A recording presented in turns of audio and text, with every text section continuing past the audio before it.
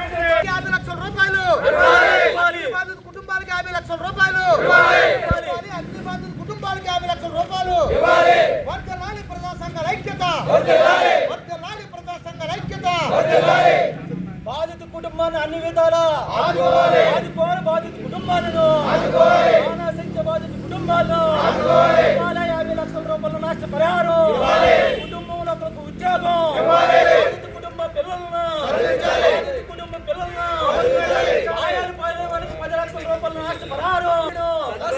బాధిత అధికారులను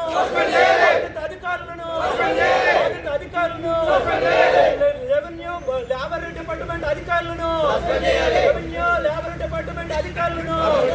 బాధిత అధికారులను అన్ని విధాల బాధించి బాధితులను రక్షించాలి ప్రభుత్వం వైఖరి. రక్షించాలి ప్రభుత్వ నిరంకుశ వైఖరి.